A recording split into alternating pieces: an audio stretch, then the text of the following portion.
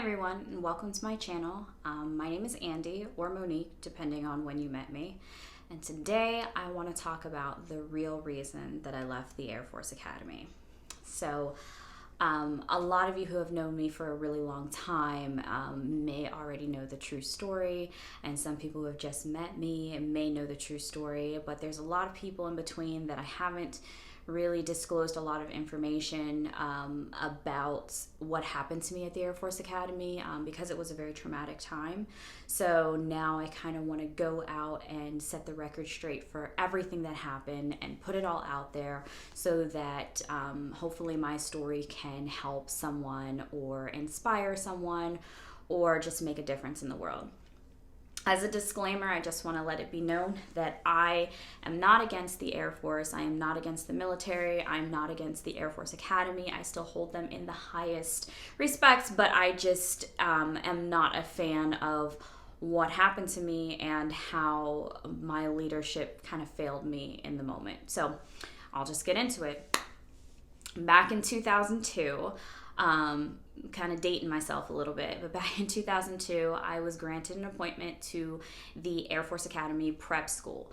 So the prep school is basically, you need just a little bit more work before you're ready to go to the academy. There's nothing wrong with you. You're a great student. You're a great athlete. You have all of your appointments and everything, but it could be that your SAT scores were a little low. It could be that you needed a little bit more help with sports, or that all of the appointments they had were full and you just had to wait until the next year. So either way, it was basically just a year where you get ready to go to the Air Force Academy. So I went in. It was definitely challenging, but I like to work hard and I also like to play hard too. So I came in, did all the work, and I pretty much partied. I enjoyed myself while still getting good grades, learning about the military, learning about the Air Force, learning about what my role was going to be and everything.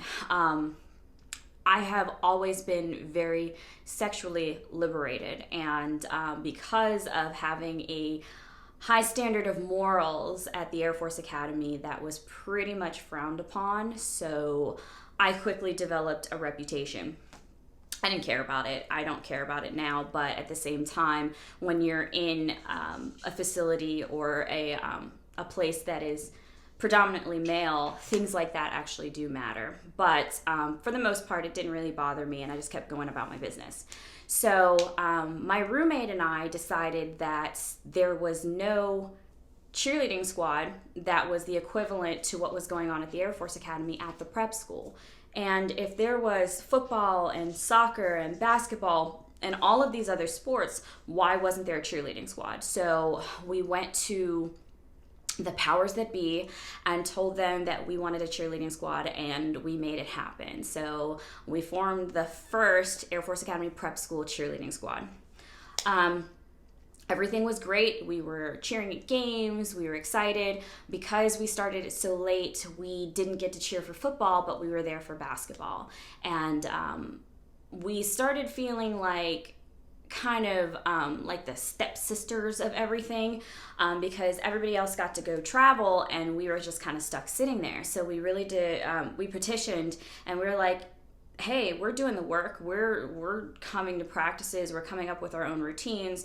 We got our uniforms. We're doing everything we can. Like, why can't we travel? So we made a case, and sure enough, the very next away game we were able to go to, and that happened to be at Tinker Air Force Base in Oklahoma. When we got there, we did our thing, we cheered, and then afterwards, my friend who was on the squad and I decided that we were going to hang out with some airmen. So let me also set the stage a little bit about the cheerleading squad. So there was one girl in the cheerleading squad that was like my best friend. I absolutely loved her. And there was another girl on the cheerleading squad that I couldn't stand her. Like, there's no way to sugarcoat it. Like, I could not stand her.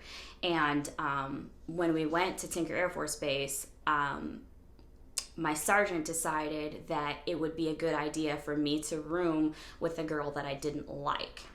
I'm not sure what they were trying to do, maybe like keep an eye on me, break me or whatever, but they put us in a room together and my friend got a room by herself.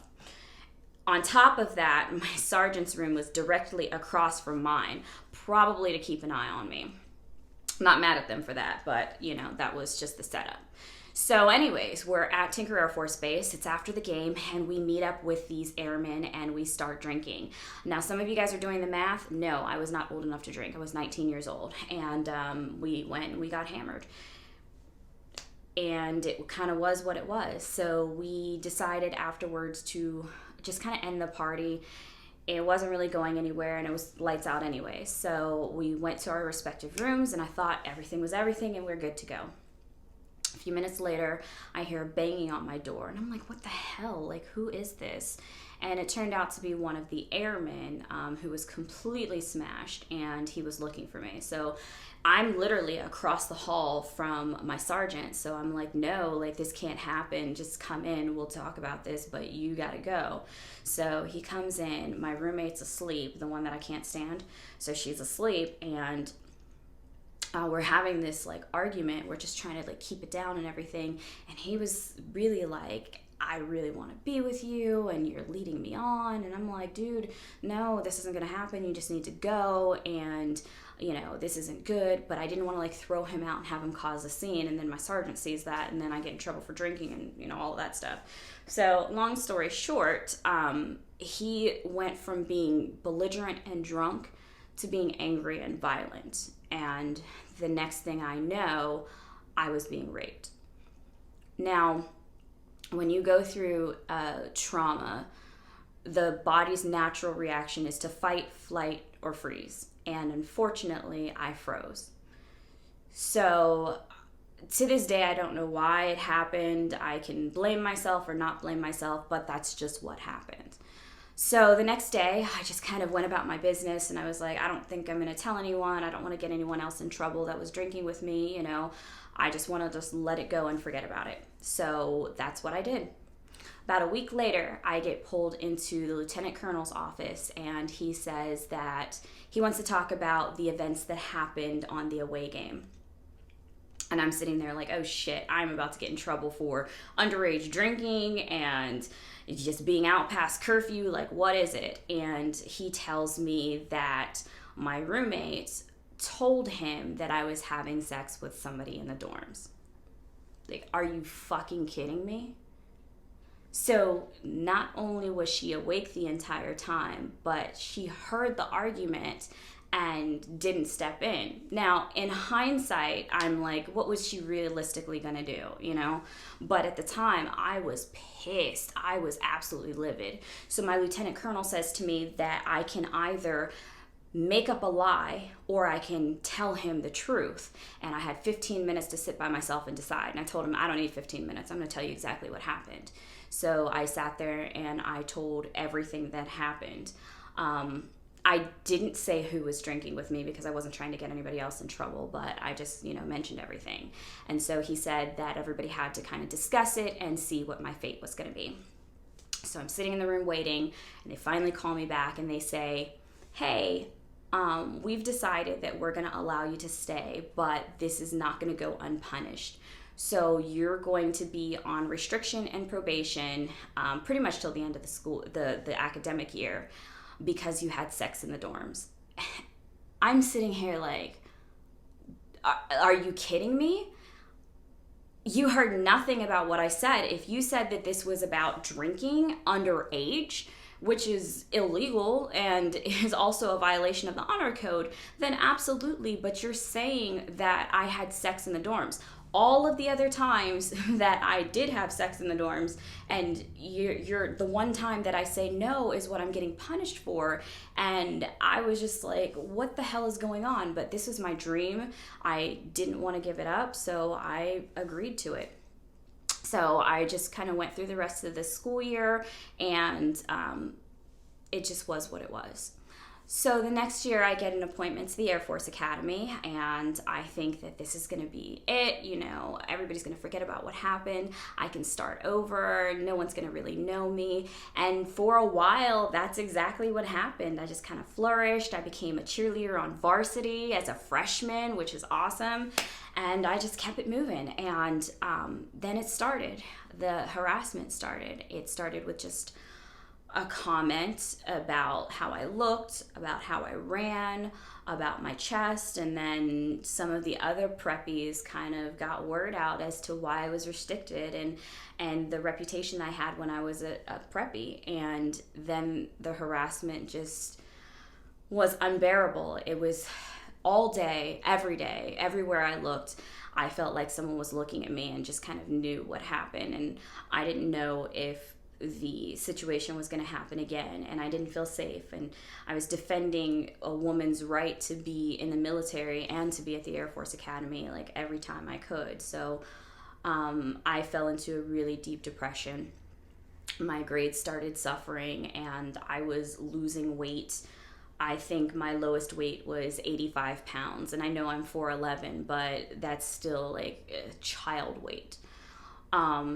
And one day I decided that I was going to end my life. And so I took every pill that was in my roommate's cabinet and just wanted to die.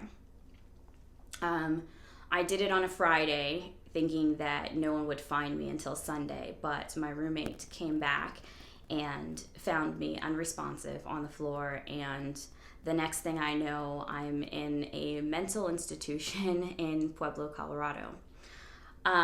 There I got the medication and the therapy that I needed to kind of get me back on my feet, and it was mandated that I start therapy sessions, and I did, and I started to feel better, and I learned about being a victim of rape and sexual assault and why I was responding the way that I was and not dealing with the issue, not dealing with the trauma that happened, and just kind of suppressing everything. And I started to get better, and I was really excited, but looming above my head was the fact that I had this suicide attempt, and that's not a good thing when you're in the military. So it is definitely grounds for dismissal. But a lot of people that were working with me said that they were petitioning for me to get a medical turn back, which means that I would go home, work on my issues, and then come back the next year as an appointment. So we had been working on that. My grades started improving. I was getting better. I felt like I had a support structure. And then I remember one time I went into the hospital for just a routine urinary tract infection. I got them all the time.